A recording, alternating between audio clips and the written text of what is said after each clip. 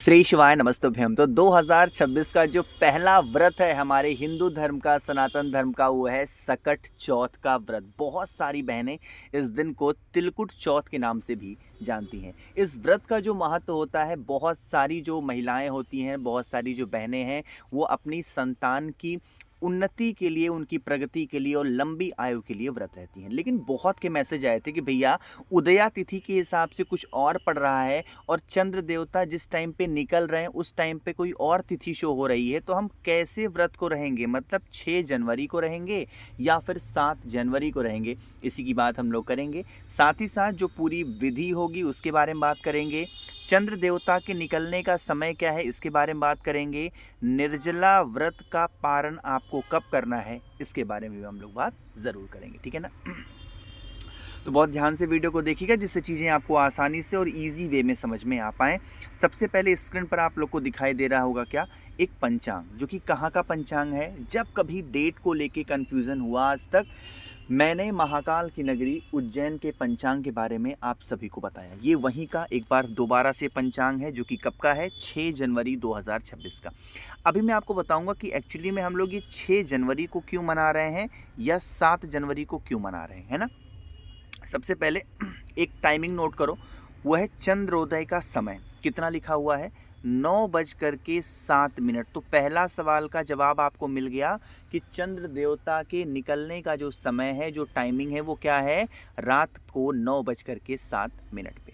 इतनी बातें क्लियर हो गई। चलो, तो पहला कॉन्सेप्ट क्लियर हुआ।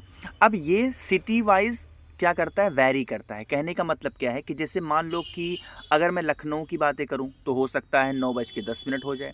अगर वहीं मैं अहमदाबाद की बातें करूं तो क्या हो सकता है 9 बजे ही निकल जाए। अगर मैं मुंबई वगैरह के बारे में बात करूं तो हो सकता है 5, 7, 10 मिनट, 15 मिनट आगे पीछे हो सकता है। बट इतना मान लो आप कि 8:50 से लेकर के और 9:10 तक चंद्र देवता अपनी पूरी लालिमा पृथ्वी पर बिखेर रहे होंगे। ठीक है ना। चलिए, तो चंद्रोदय का समय समझ में आया। अब बातें करते हैं तिथि को लेकर के। क्या लिखा हुआ है यहाँ पर, कृष्ण पक्ष की तृतीया तिथि। क्या है, 5 जनवरी को 9:56 पे तृतीया स्टार्ट हो रही है। चतुर्थी, चौथ का मतलब क्या है, चतुर्थी तिथि। चतुर्थी लग कब रही है, यहाँ पर देखो। अब कृष्ण पक्ष की चतुर्थी तिथि कब लग रही है, 6 जनवरी को सुबह के 8:01, मतलब सुबह के 8 बजे। अब चंद्र देवता का तो समय यहाँ पर नहीं, बट सूर्योदय का समय तो 7:13 है 6 तारीख को। अब चौथ लग रही है 8 बजे। अब तो उदया तिथि के हिसाब से 6 तारीख को तो क्या, चौथ का व्रत है ही नहीं। कब रखोगे व्रत, 7 तारीख को। लेकिन रुको रुको रुको, हमें व्रत रहना है 6 तारीख को ही। क्यों, अब यहाँ पर और समझ में आएगा। देखो, कृष्ण पक्ष की चतुर्थी तिथि 6 जनवरी को सुबह के 8 बजे लग रही है और ये खत्म कब हो रही है, अगले दिन 7 तारीख को 6:52 पे खत्म हो जाएगी। मैंने आपको एक बात बताई थी, जिस भी दिन, जिस भी तिथि को अगर हमें कोई भी पूजा करनी हो रात की, मतलब चंद्रदेव की पूजा करनी हो, तो उस टाइम के क्या टाइम देखते हैं, रात का समय देखा जाता है। फिर हम उदया तिथि नहीं देखते। अब मान लो आप 7 तारीख को व्रत रहो भी, तो 7 तारीख को तो भाई 6 बज के, मतलब सुबह 7 ही बजे खत्म हो जा रहा है क्या, चौथ तिथि। तो व्रत कैसे रहोगे और जा करके चंद्रदेव की पूजन कैसे करोगे? तो अगर रात के समय के बारे में बात करूं, चंद्रोदय के उदय होने के बारे में बात करूं, तो रात के हिसाब से जो आपको व्रत रहना है वो 6 तारीख को ही रहना है। ठीक, अब बातें कर लेते हैं यहीं पर पारण की। ठीक, लेकिन पारण से पहले कुछ चीज़ें पढ़ लेते हैं। क्या लिखा है, सकट चौथ का विशेष महत्व होता है। आपको बताना चाहते हैं कि माघ मास के कृष्ण पक्ष की चतुर्थी तिथि, अभी बताया ना मैंने, चतुर्थी तिथि का सकट चौथ का व्रत कहा जाता है। इस तिथि को तिल चतुर्थी, संकष्टी चतुर्थी और माघी चतुर्थी भी कहते हैं। इस साल मतलब 2026 की बातें हो रही हैं, चौथ का व्रत 6 जनवरी को रखा जाएगा और महिलाएं इस दिन व्रत रखकर संतान की दीर्घ आयु का वरदान मांगती हैं। साथ ही साथ गणपति बप्पा की पूजा होती है, विशेष अर्चना होती है और निर्जला व्रत महिलाएं रखती हैं। निर्जला व्रत के बारे में तो हमने बातें कर ली हैं, लेकिन यहाँ पर अगर मैं बातें करूँ कि अगर हम सभी लोगों को जो पारण करना है वो कब करना है, 6 जनवरी को सुबह 8 बजे से स्टार्ट हो जाएगी चतुर्थी। वहीं इस तिथि का अंत 7 जनवरी को सुबह के 7 बजे होगा। और ऐसे में व्रत 6 जनवरी को रखा जाएगा। तो इसका मतलब पारण 7 को करोगे क्या? अरे ज़रूरी नहीं है पारण 7 को करने की। जब आप 6 तारीख को शाम की पूजा चंद्रदेव की कर लो, भगवान गणेश की कर लो, उसके बाद आप पारण कर सकते हो, है ना। ये नियम है, कोई दिक्कत नहीं, आप आराम से पारण कर सकते हो। ज़रूरी नहीं है कि आप पूजा करने के बाद भी निर्जला व्रत। हर एक परिवार के, हर एक कुटुंब की अपनी अलग नीति होती है, अपनी अलग बातें होती हैं। अगर आपके यहाँ अगले दिन पारण होता हो तो अगले दिन पारण करना, बट कोई ज़रूरी नहीं होता है। पूजन करने के बाद आप पारण कर सकते हो। बातें क्लियर हैं क्या? चलिए, तो यहाँ पर आप लोग को ये चीज़ तो बिल्कुल क्लियर हुई। अब सकट चौथ पर हम लोग करने वाले कुछ ऐसे उपाय के बारे में समझ लेते हैं जिसको करने से हमारे जो बच्चे होंगे वो दिन प्रतिदिन तरक्की करेंगे। अच्छा देखो, बच्चों के बारे में बात आई है तो अभी आपको छोटी सी बात बताऊंगा, पहले ये उपाय समझ लो। देखो सबसे पहले समझते हैं इस उपाय के फ़ायदे क्या हैं।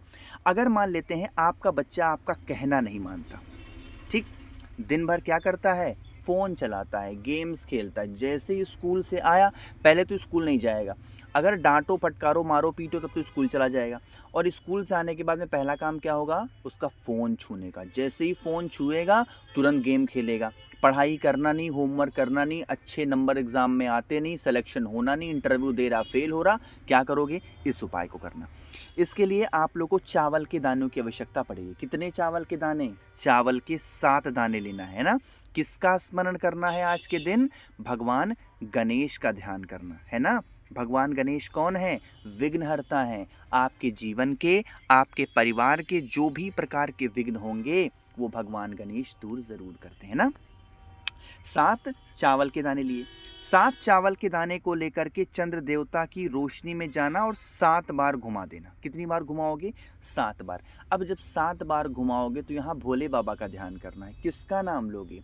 बालचंद्रेश्वर महादेव। अपने बच्चों के बारे में तो बात करनी है, तो किसका स्मरण करोगे?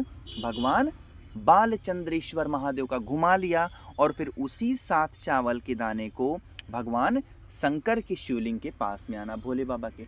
अब आपको पता है कि भोले बाबा का पूरा परिवार शिवलिंग के ऊपर विराजमान है और शिवलिंग के ऊपर ही भगवान गणेश का भी स्थान है। पता है कि नहीं आपको? तो ये किसका स्थान होता है? ये वाला। कहने का मतलब शिवलिंग के जो राइट साइड का स्थान है भगवान गणेश का है। तो जो चावल के 7 दाने आपने लिए थे, अब उसे विघ्नहर्ता भगवान गणेश का ध्यान करके, स्मरण करके समर्पित करना और यह विनती करना कि हे विघ्नहर्ता, जैसे आप पूरे विश्व संसार के विघ्न को दूर करते हैं, संकट की समस्या को दूर करते हैं, इसी प्रकार से हमारे घर परिवार से, हमारे बच्चों के जीवन में इस प्रकार से समस्या है, बच्चे पढ़ते नहीं हैं, कहना नहीं मानते हैं, आप उनके विघ्न को भी दूर करें। ऐसे विनती करके और फिर 1 लोटा जल चढ़ा देना। मात्र यह सकट चौथ पे करने वाला व्रत आप कर लेते हो तो इससे आपके बच्चों की उन्नति होती है, तरक्की होती है, ठीक। अच्छा, दूसरी बात और समझाना चाहता हूँ। अगर मान लो कि बहुत सारे उपाय कर भी रहे हो और फिर भी बच्चे जीवन में तरक्की नहीं कर पा रहे हैं, सिर्फ मेरी एक बातें मान लो, आपको छोटा सा ऑफर दे रहा हूँ, ठीक। वो ऑफर आप लोगों के लिए, देखो समझो ध्यान से। अगर मान लेते हैं बच्चे आपके जीवन में तरक्की नहीं कर पा रहे हैं, पैसों के लिए परेशान हैं, तो उनके गले में भाई 7 मुखी रुद्राक्ष धारण करा दो। अगर बच्चे आपका कहना नहीं मानते, गाली गलौज करते हैं, नशा करते हैं, तो उनको 9 मुखी रुद्राक्ष धारण करा दो। इनमें से कोई भी एक रुद्राक्ष या दोनों आप मुझसे खरीदते हो, बहुत ही कम प्राइस में कैश ऑन डिलीवरी की सुविधा मैंने उपलब्ध कराई है, तो बहुत सारी चीज़ें आपको मैं फ्री में दूंगा। कौन कौन सी? एक आपको 5 मुखी रुद्राक्ष फ्री मिलेगा, एक आपको 3 मुखी रुद्राक्ष फ्री मिलेगा, एक आपको कमल गट्टे की पूरी माला ही फ्री में मिलेगी, प्लस महादेव का श्रृंगार करने के लिए 50 ग्राम भस्म मैं आपको फ्री में दूंगा। और एक नई चीज़ है जो है 4 स्टिकर मैं आपको फ्री में देने वाला हूं, जो कि श्री शिवाय नमस्तुभ्यम के होंगे। तो इन सभी चीज़ों का अगर लाभ आपको उठाना है तो ये रहा मेरा व्हाट्सएप नंबर 8299419143। ध्यान रखिएगा, कॉल किसी को नहीं करना है, सिर्फ आपको व्हाट्सएप पे इस नंबर पे मैसेज करना है और मुझे बताना है कि आपको कौन सा चाहिए, ठीक है ना। चलिए अब समझ लेते हैं इस वीडियो के सबसे आखिरी उपाय की तरफ, जो कि हमारा तीसरा उपाय है। और इस उपाय को मात्र कर देने से अगर आपके घर में किसी भी प्रकार की समस्या कर्ज को लेकर के है या आपके बच्चे तरक्की नहीं कर पा रहे हैं, तो आप इस उपाय को ज़रूर करेंगे।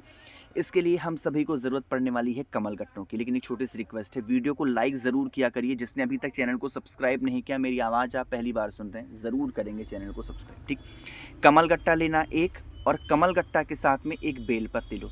बेलपत्र को और उस कमल गट्टे को जो व्यक्ति परेशान है उसके हाथों से स्पर्श कराओ, और लाल चंदन हो या पीला चंदन हो, कोई सा भी चंदन हो, भोले बाबा के शिवलिंग के पास लेकर के चले आओ। जो भी चंदन आपने लिया है उसका लेपन कर देना, और लेपन करने के बाद में बेलपत्र और उस कमल गट्टे को एक साथ कुंदकेश्वर महादेव के नाम से उस लेपन किए हुए चंदन के ऊपर समर्पित करके और फिर एक लोटा जल चढ़ाना। जैसे ही जल चढ़ाओगे यही जल बहता हुआ जलाधारी से नीचे गिरेगा। इस जल को रोकना, जल का छिड़काव घर के सभी कमरों में करना। जिस भी वजह से घर में धन की कमी होगी, व्यापार नहीं चल रहा, कर्ज की समस्या बनी हुई है, वो समस्या खत्म ज़रूर होगी। मैंने कोशिश की आप सभी को सब कुछ प्यार से अच्छा बताने की। कोई बातें समझ में ना आई हो, नीचे कमेंट सेक्शन में पूछिएगा, मैं पूरी कोशिश करूंगा रिप्लाई करने की। मेरे जितने भाई बहन आवाज़ आज मेरी पहली बार सुन रहे हैं, चैनल को ज़रूर सब्सक्राइब करेंगे और वीडियो को लाइक भाई सभी को करना है ना। श्री शिवाय, नमस्तुभ्यम।